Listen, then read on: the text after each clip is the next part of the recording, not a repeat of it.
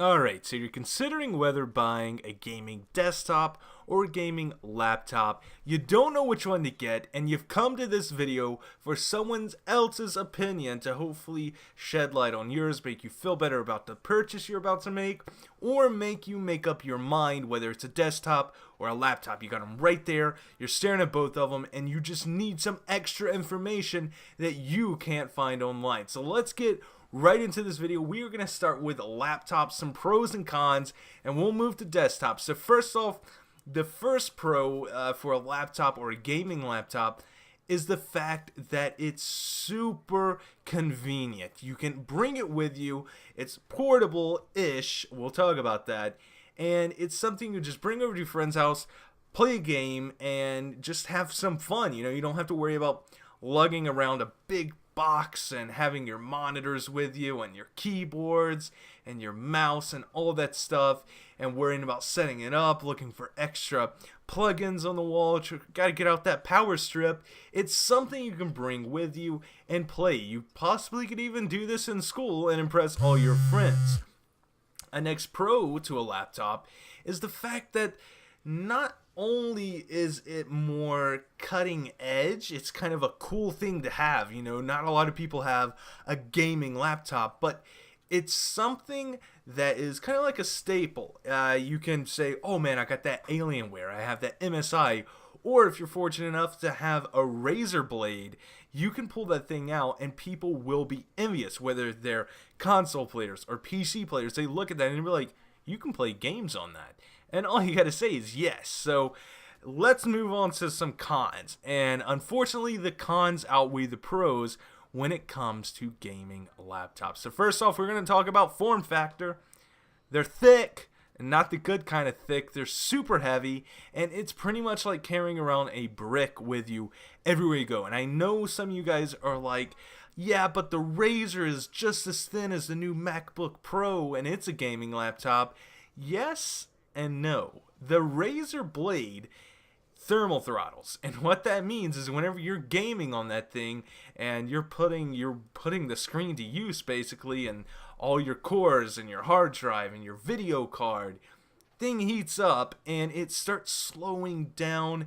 And it's not one of those things that you're going to play AAA titles on, whether it be Black Ops 3 for some custom zombie maps or like GTA. So the fact that it's so thin keeps it really, really warm inside, and that's not a good thing. So bigger PCs or bigger gaming laptops is a good thing in some ways because one, they can fit way more technology underneath the hood, and the next thing is that it doesn't heat up quite as much. The air can get in there and it can get out, cool all your parts down, and keep it nice, but not as much as an actual tower or a gaming desktop. So another con, and this was the big one, this is the one that I really want you guys to think about if you're really considering buying a gaming laptop, and it's that the battery life is not good. Whenever you hear laptop, it makes you think of your mom's Dell, and you're like, hey, I could be playing, she's always on that thing, and it never dies. But no, in fact, gaming on a gaming laptop lasts for all of 15 to 30 minutes, and you're done. That's it. The battery dies. It completely shuts off, which is not a good thing. And then you're stuck there having to plug it into the wall and be tethered to a wall, the exact thing a laptop is not supposed to be, and gaming like that. The next thing is the screen size. The screen sizes are not that good because, one, if it's going to be a gaming laptop, I'd like to see anything over 15 inches, but it looks like people are going for that 13, 14, pushing 15 kind of screen real estate, and I don't like that. And most people are like, oh, I hook it up to an external monitor anyway, I just use that on the go or whatever. But if you're gonna hook it up to a monitor, have a mouse and keyboard, why not have a desktop and actually get really good performance for your money? And next up, we're gonna be talking about the desktops for the last section of this video. We're going to be talking about pros and cons again. Hopefully by the end of this video you can make up your mind. So pros with a desktop is you can unlimited amount of times, just unlimited updates or upgrades rather.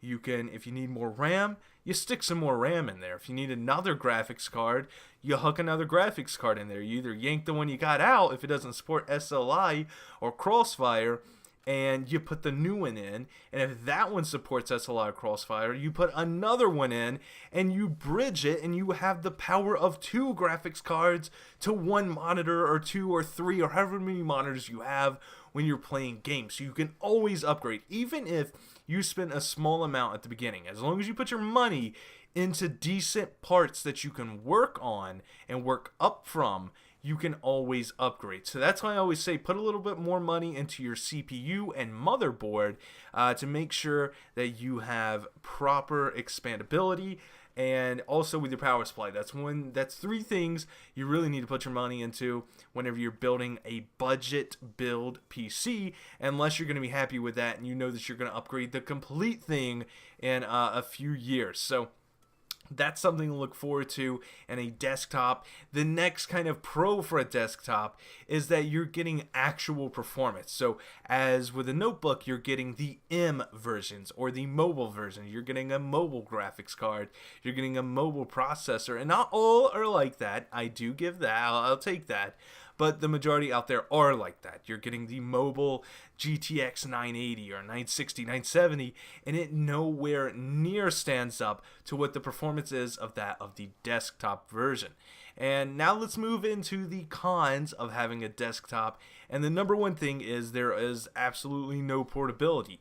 Right now, if someone's like, hey, bring your setup over to my house, set it up, and we'll do some videos or something, it would probably take me 3 or more hours to tear down my entire setup and get it into my car and then get going. And setting it all back up over there or somewhere else would probably take that much of time too, because I don't only take, well, I guess I'll leave that out. So let's just say about 2.5 hours. That would probably be my setup time, and that's just with 2 monitors and a desktop.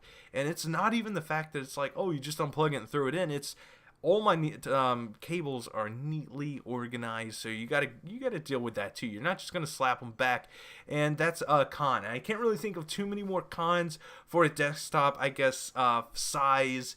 You don't want something bulky in your room, and you have to buy a monitor. You have to buy a keyboard, mouse. That all factors into the price. So hopefully you guys enjoyed this video. Hopefully you guys can make up your mind from this. I know I rambled a little bit, but I will see you tomorrow with a brand new video.